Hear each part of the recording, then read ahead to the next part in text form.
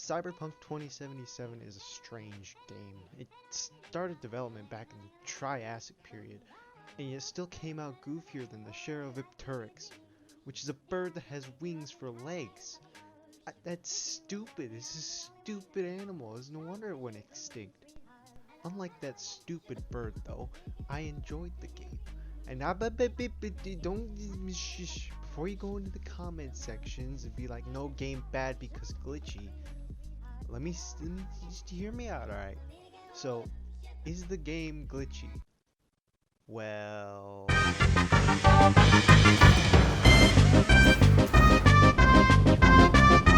Want to get much? Stop where?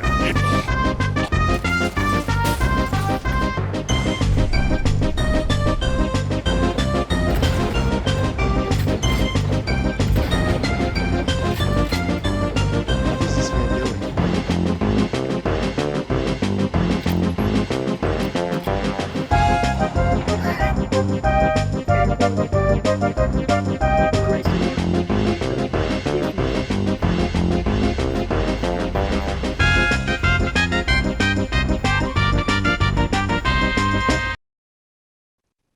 I mean, a little bit. But besides that, it's iffy when it comes to platforms. Like, from what I hear from console, it is just absolutely abysmal. You have a better chance of starting a fire in the pouring rain with 2 sticks than you have a chance at making it run on the consoles like Xbox and PlayStation. And on PC, it's not much better. From what I heard from Tashu when we were talking a while back, is that her game had so many game-breaking bugs when she installed it that she couldn't even get past the frickin' red launcher, and her friend couldn't install it at all. But for me, it worked pretty fine. There were a couple of visual glitches here and there, some weird physics engine stuff, but other than that, nothing too game-breaking. Now, on the topic of physics, when it comes to the driving in the game, when you're on the ground, it's fine. Some cars don't control the way you'd think they would, and the weight of the vehicle isn't always there. But it gets weird in the air, especially when you drive off of a cliff and your car just nosedives and is completely fine. It feels like you're just sailing on a styrofoam boat through the wind. And for some of those cars, they might be able to pass off for having that kind of physics. But when I'm driving the game's equivalent to a Mustang, that thing shouldn't take a jump the same way that dinky little smart car looking thing would. And luckily the game doesn't bank too hard on the driving physics. You do have to use it to drive from place to place, but once you find all of the fast travel points, it's kind of taken out. The only missions that really require it are a bunch of side stuff that's not really important, and you can just skip them altogether if you need to, but the main storyline doesn't really hand you the wheel too often. A lot of times it's the NPC driving, which the NPC driving is much different than the players driving. The car physics just go out the window. They got their own wheels or something going on, because it feels like you're on a roller coaster, but the momentum is all wrong. It feels like you're just sliding. It doesn't feel like the wheels are turning on the car. There's just something about how the NPCs drive that doesn't feel natural. It feels very robotic. Now mind you, I didn't notice this when Pan was driving because of I can't stop this feeling deep inside of me. Girl, you just don't realize what you do to me. reasons. But when it came to all of the other people driving, it was very noticeable. Like River, the way he drives through the streets, just it felt strange. Or when I was going home from a race from Claire, she drove very strange in the car, especially out of the car, seeing her drive away. It was very inhuman-like. Now, aside from their driving, the characters themselves are pretty decent. A lot of the side characters for the side quest missions, if you're going for 100% completion, aren't all that great. A lot of them are one note, not too interesting. The fixers that give you the side missions, they're not completely bland, but they're not so extravagant that you want to talk to them a lot. It's just enough to be tolerable, but not too little to be just boring. The main cast, however, is a different story. A lot of them do have these personalities that are very developed, and you can see them shine through the longer you decide to hang out with them. And that's up to you whether you want to hang out with them a lot and keep doing their stuff, or if you want to just avoid them and keep doing your own thing. Now, getting to know them is kind of where the love interest stuff starts to show up. And for me, the main focus was Panam and Judy. First off, it was Judy because I made a female character. Judy's lesbian, and so one thing led to another, and next thing you know, we're sharing crawfish. But I'm doing another playthrough right now with a dude, and I'm going for Panam. I don't know what it's like for the male relationships, mostly because I don't want to see that. But through the female relationships, the characters are pretty developed. I haven't gone all the way through Panam's, but Judy's, you learn a lot more about her. Even if you're not in a relationship with her, you learn more about her past and where she comes from and what her plans are.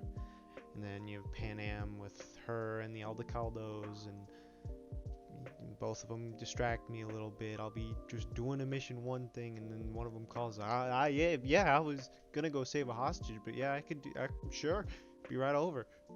Now, I'm gonna get in a little bit of spoiler territory from this point in the video on, so if you're not wanting to get it spoiled for you, just get on out of here, go take a shower or something, because you smell like rotten fish, get out.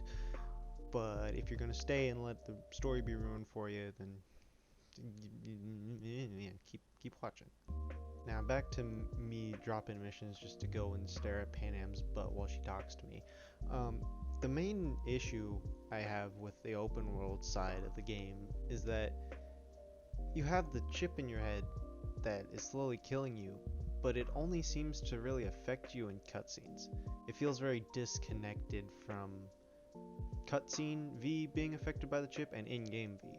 You can spend as many hours as you want in the open world doing all the side stuff and going through all the story arcs before you get to the final mission, where it goes from like a flat line of just the chip being barely a nuisance. Sometimes you'll get a bit of a headache in game for it, but other than that it's fine, to just, okay, I'm dying now, I'm on my bed writing my will as I'm being put into a coffin and floated down the river. It just feels very abrupt. There's no real gradual lead into it if you're doing all the side stuff before you get to any of the other missions. And in the end of the game, or the final mission, when the point of no return, you have several options towards how you end it, and only a couple of them really rely on how you've treated other characters. When it comes to the ending, Judy, River, and Carrie's story arcs and how you treated them doesn't really matter at all. The only two that really would matter would be Panam and Silverhand. That's about it. The relationship you have with the other characters only affects the credits, because in the credits you get messages from all the characters you talk to, and how you acted towards them affects what messages they leave for you, and if they leave anything at all. It also relies on your choice and what they say, because there's 4 main ways to get an ending, and that's either 1, you keep your body and go with Panam, 2, you give your body over to Johnny and he takes the wheel and goes in with Rogue, 3, you go with Hanako, who has a proposition to get you through it, the Corpo route, and not really my favorite one, but it's an ending nonetheless you could take. Or door number 4, where you do a Kurt Cobain, except instead of buckshot, it's a 45. Now, most of these options will lead to one of 2 endings. Either you keep your body, or Johnny keeps your body. Unless it's suicide. Then no one gets your body. Your loved ones get your body, and they put it in the ground. However, there's a 5th option, but for me to get that option, I had to install a little hackaroony in order to access the console, to change specific data number stuff. I don't know. I'm not a hacker. I just followed a tutorial, but it upped my percentage in Johnny's storyline, and it got up to 70%, which unlocked a secret route, well, quote unquote secret, where you just go in solo. Just you with Johnny in your head and a shotgun, walking into Arasaka's tower and just blowing stuff up and plugging your head into a tower, and then bam, all ghost tech things like so we got two options here. Johnny gets your body and lives on because it's Johnny's body now, or we put you back in your body and you go die from lumbago. Now, as stupid as it may be, the ending that I got still made me feel something. Now, are there more emotional stories that deserve it more? Yes. Am I retarded and get emotionally invested in stupid things? Also yes. But it still made me feel a little pump in the heart right there. It's a little bit of a heart twist. It's kind of sad, especially when I had to go through and record the suicide ending. It made him cry. Man, I didn't want to see Judy cry. She already lost Evelyn, now she loses V too. And Pan Am's angry at me now. Now, aside from the main story, a lot of the side missions that you actually get from fixers are pretty fun to go through and deal with, especially since you can go about it however way you want. Even when it's like, we want it to be done stealth, you can still do it loud. You just lose a bit of money is all, which I find nice because I don't like going quiet at all. But when it comes to the police scanner stuff, it's just the same stuff over and over. Red Rover, and then it's over. And you completed them all and you get the achievement. Woohoo, good job, here's a medal, kid. But other than that, side stuff was pretty fun. Sunk over 100 hours into the game, and about probably 60 of that was the story. So I don't know what I'm saying, man. Just check the game out if you want, or don't really care. Just want an excuse to ramble about the game, so bye.